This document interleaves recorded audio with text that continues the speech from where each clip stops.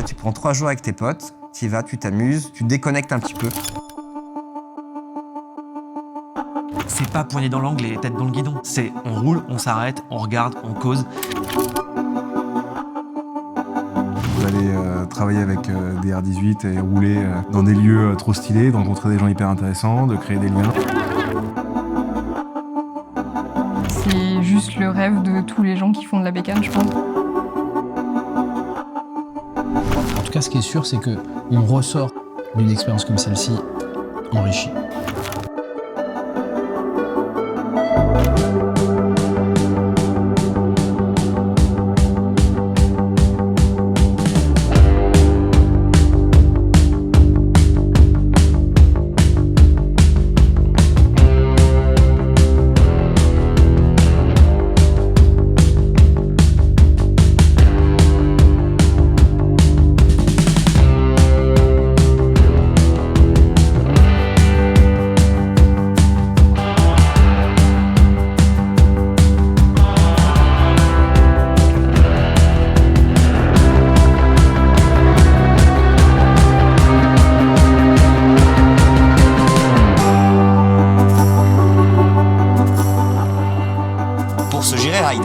J'ai décidé d'emmener mes amis à Berlin.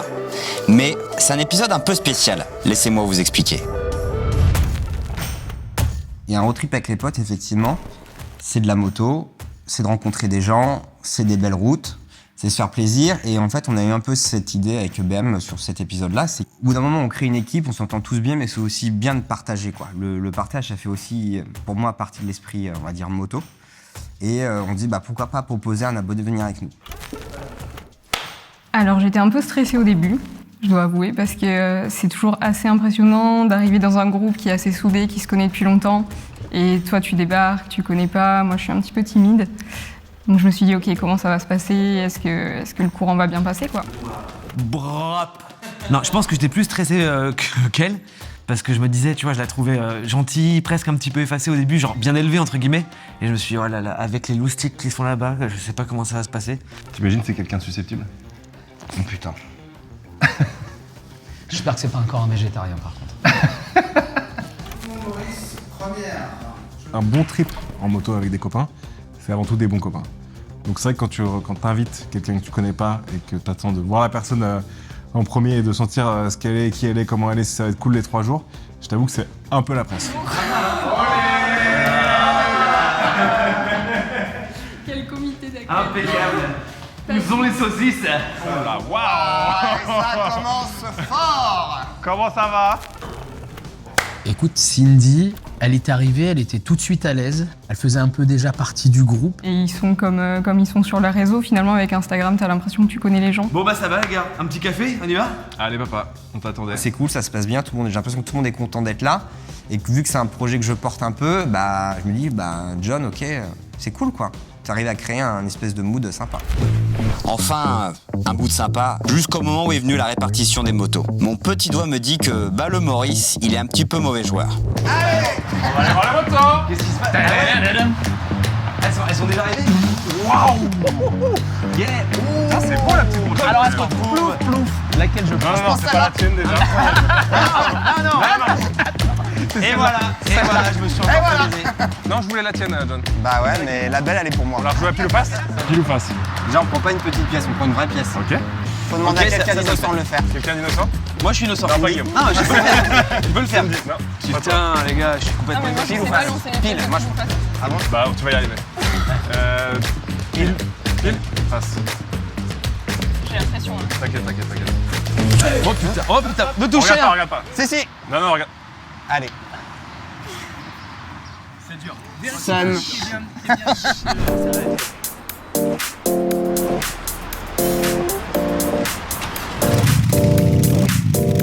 La R18, pour le coup, je la connais plutôt bien. Et en fait, ce moteur, ce 1800, c'est juste hyper impressionnant. Au niveau du bruit, c'est le bonheur. J'ai hâte de mettre la radio là, de partir cruiser comme un petit lapin là. Tramé conduite custom, nouveauté, ça va être sympa je pense. Sur des motos qui font 380 kg, 420 kg, c'est quand même des gros bébés quoi. Les montées dessus, 4 mois de permis, et vas-y quoi. Et c'est vrai que ça fait des monuments à conduire. Et en fait, non, pas du tout. Dès qu'on roule, c'est fun, c'est beaucoup plus facile que ce que j'imaginais. Plus tu roules avec, plus tu viens à l'aimer cette bécane. Et surtout là on avait des versions qui moi je connaissais pas, notamment la version Bagger où j'étais genre ah putain elle est trop belle. À chaque fois, c'est le même moulin, c'est la même moto, mais elles ont vraiment une personnalité différente et un caractère qui est à chaque fois différent. Il y avait des mecs au feu, des mecs dans les camions qui nous faisaient des gros... Ah, c'était cool. On s'est garé genre 2 minutes quoi, vraiment 2 minutes et les motos elles ont un look de dingue et on a de futurs mariés sans doute, c'était pas encore mariés. Ils ont profité pour faire ses photos de mariage et direct ils sont posés sur la moto. La photo la plus badass du monde, la photo la plus badass du monde. S'il y a une capitale d'Europe dans laquelle tu peux rider et où le non-ride prend tout son sens, c'est bien Berlin, via la diversité des choses que tu vis en une seule journée. Tout de suite, j'ai eu ce sentiment d'espace en fait. J'étais super surprise de la variété des paysages qu'il y a dans si proche de la ville. Quoi, c'est juste plein de petits villages, j'ai l'impression, qui s'agglomèrent et qui font Berlin. Le vent, le cruise control, la bécane, les haut-parleurs qui crachent. La vie, c'est bon, la vie est bouclée en fait. Enfin, je peux mourir sur scène.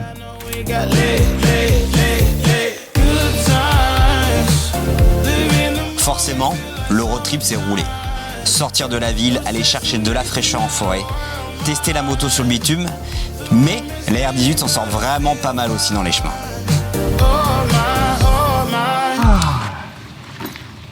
Ça c'est le bonheur.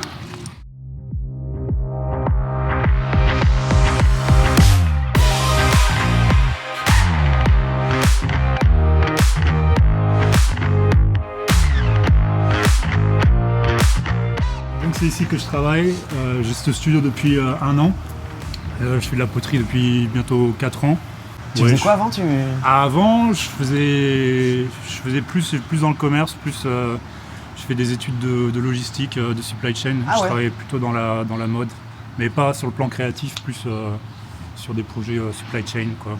Tu t'es formé où du coup ici ? Un peu sur le tard, quoi. J'ai pas pris de cours, j'encourage pas les gens à faire de la même chose, quoi, mais j'ai consommé beaucoup de contenu sur Instagram, j'ai lu des bouquins. Et puis j'ai juste, tu sais, faut juste s'entraîner beaucoup, quoi. Enfin, c'est un peu comme... de l'argent, du temps, Instagram, et tu peux faire ce que tu veux en fait. Le triangle d'or. Voilà, Ouais. exactement. Le triangle d'or. Le triangle d'or, le triangle Tu sais d'or. que t'as les mêmes mecs qui deviennent pizzaïolo comme ça, hein, c'est un truc de fou. Temps, connaissance, argent. C'est vrai. Triangle d'or. C'est vrai, c'est plus ou moins ça. Mais faut aussi faut vraiment être passionné parce que très vite l'argent ça va disparaître, quoi. Enfin, il y a pas d'argent dans la poterie, quoi. Donc, mais bon, c'est plus une passion. Et c'est quoi tes sources d'inspiration là en ce moment du coup? C'est une question un peu bateau, mais. Ça, c'est toujours dur à définir, quoi. Ouais, désolé, c'est la question un peu relou. C'est bizarre, mais ça, quand tu penses à ce qui t'inspire aujourd'hui, toujours, c'est un souvenir d'enfance qui revient, quoi. Ah, ok. À l'origine, moi, c'est pas quelque chose que j'ai étudié à l'école. Je pense qu'à l'école, on se questionne plus rapidement là-dessus et aussi on fait ses devoirs, quoi. Donc on découvre d'autres artistes et on se dit, ok, cette personne, ça a été une grosse source d'inspiration. Pour moi, c'est un peu moins ça. Il y a pas mal de pop culture et de souvenirs d'enfance aussi qui m'inspirent un peu. Ouais. C'est vraiment c'est limite de la psychanalyse, quoi, de réfléchir à ce qui t'a inspiré. Et puis à chaque fois, c'est l'été 94, tu vois, un truc comme ça, des souvenirs très, très précis. Mais ouais, Mélanie, ça prend un été peu. 94. La boule. C'est la même. Donc je suis curieux, peut-être qu'il y en a un d'entre vous qui veut essayer un peu. Avec plaisir. Moi depuis combien de temps pour nous voilà. Depuis Ghost et Demi-Moore, je rêve de Ok. On va pouvoir essayer. Vous allez tous pouvoir essayer. On va faire une petite tome. Et puis vous allez pouvoir. C'est salissant. Hein. C'est juste que je préviens, il est 11h. Vous allez devoir passer le reste de la journée avec les taches de camouflage. Parfait. Les peintures de guerre. We like. Ok, génial. On y va.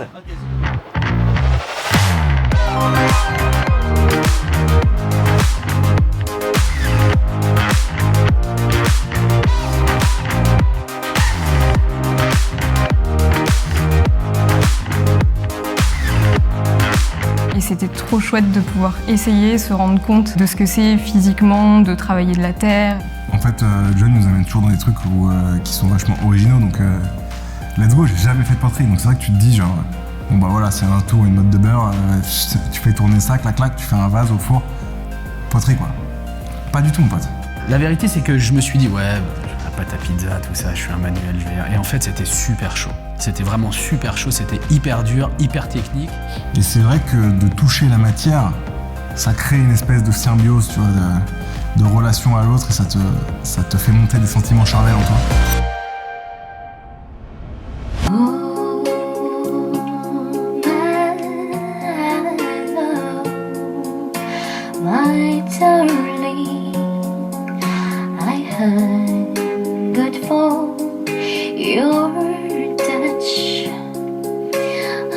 C'était très charnel, ouais. Ouais, c'est presque sexuel.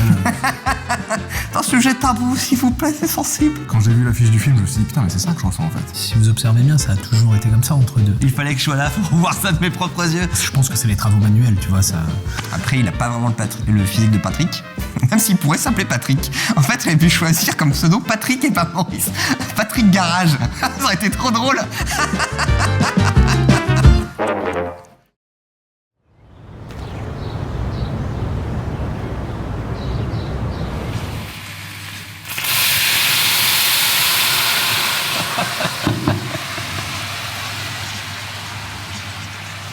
Il faut un peu d'alcool le matin pour te remettre de l'alcool. C'est vrai en plus, je savais pas. Quand t'as la gueule de bois, le remède, c'est de reboire.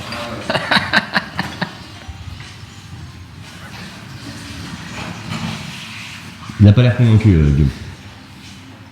De la théorie. Ça, c'est... ok. Parce que si tu veux, mon estomac se demande encore à quel moment il a mangé du spasson ce matin. Donc là, c'est pas... Non.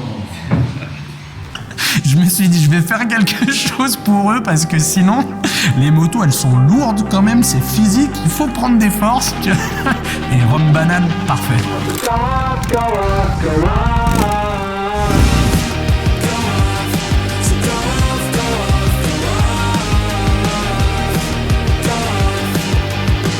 Pas de repos pour les braves. On remonte sur les BMW R18. Berlin, les grandes avenues, les coins historiques, on se régale. Mais le trip continue. Et là, clairement, je les emmène voir une pépite.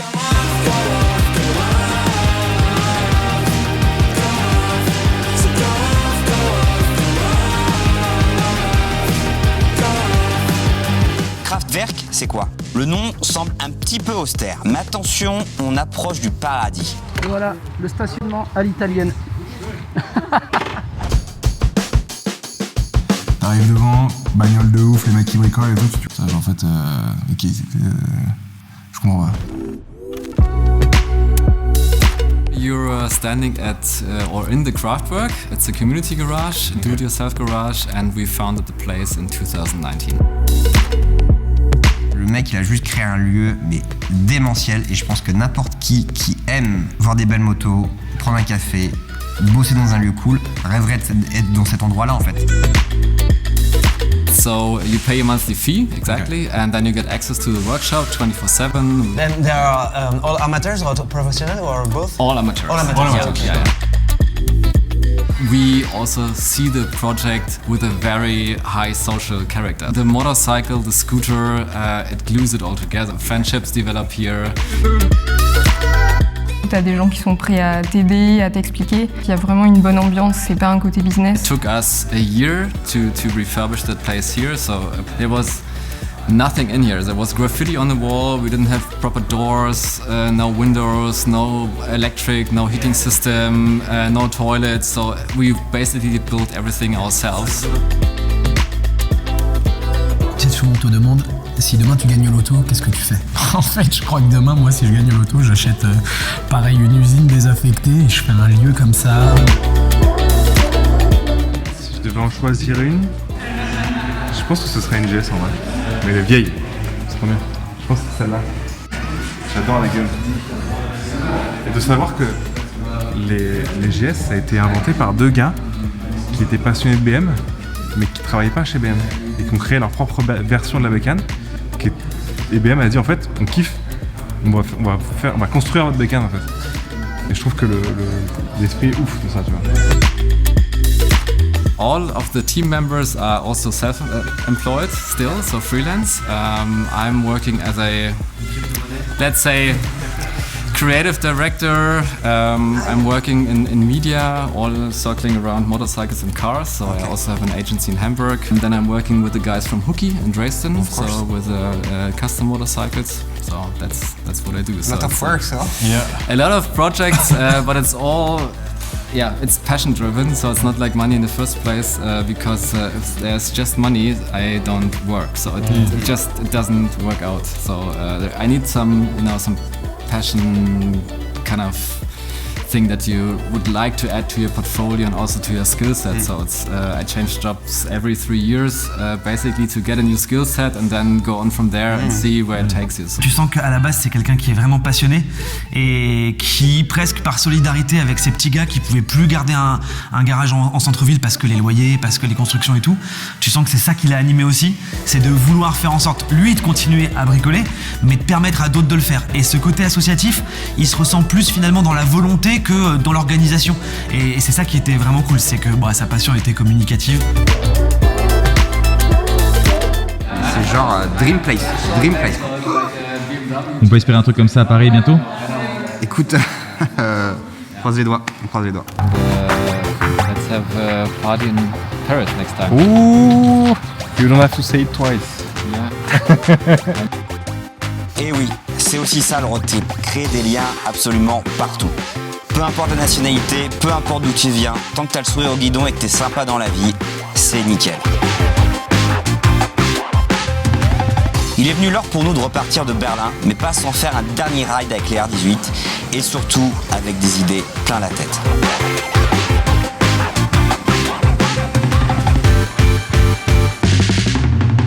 Ce soir les chéris, c'est Bibi qui cuisine, alors suivez-moi, on va les régaler.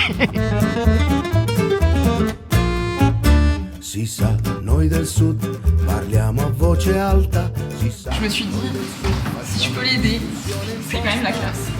Siamo allergici alle strisce, di restare in fila non ci riesce neanche ai funerali. Si sa, noi del sud leggiamo libri a stento. Si sa, noi del sud collezioniamo caffè a scrocco. Imbattibili nel lancio di parole dai balconi, siamo tesserati al club delle comari. J'espère que ce sera bon. Comment elles s'appellent ces pâtes? Je sais pas. C'est écrit sur le paquet. Caserecce. C'est des ramen en fait.